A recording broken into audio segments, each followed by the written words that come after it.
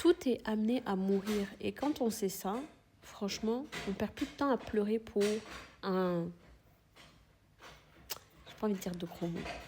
Mais on ne perd plus de temps à pleurer pour des personnes qui devaient partir en fait. Une relation est amenée à mourir. Des rencontres, on rencontre quelqu'un aujourd'hui, ça va très bien. Demain, on n'est plus sur la même longueur d'onde.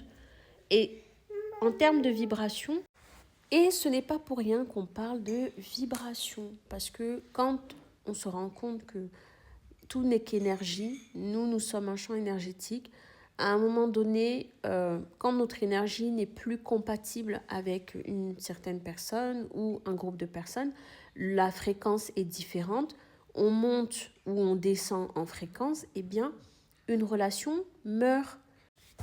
Et c'est OK. À partir du moment où je commence à intégrer ça, franchement, aujourd'hui, on peut être très amis, demain, c'est fini, c'est fini. Mais je ne vais pas venir nourrir de la rancune, de la colère, du mépris pour une personne que j'ai connue auparavant. C'est vrai qu'en tant qu'être humain, on a souvent tendance à se dire une relation, quand c'est fini, c'est la guerre. Que ce soit amicale, familiale ou amoureusement, sentimentalement. Mais est-ce que ce n'est pas mieux de concentrer cette énergie à soi, de la redonner à soi?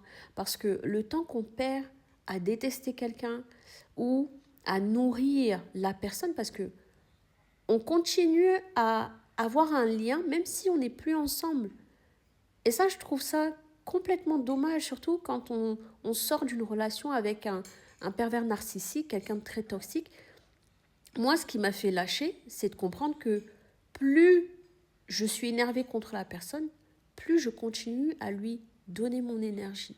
Et plus lui, derrière, il continue aussi à projeter sur moi ses colères, ses ceci, cela et tout. Et quand j'ai commencé à comprendre ça, je me suis dit que je me redonne mon énergie, je réclame mon énergie, je me réapproprie mon énergie pour créer des choses beaucoup plus belles. On devrait comprendre le beau monde qu'on veut, et en fait, ce monde-là, il commence par nous. C'est à nous de le créer. Si on passe notre temps à détester, à haïr, à s'énerver, effectivement, ça va se refléter autour de nous.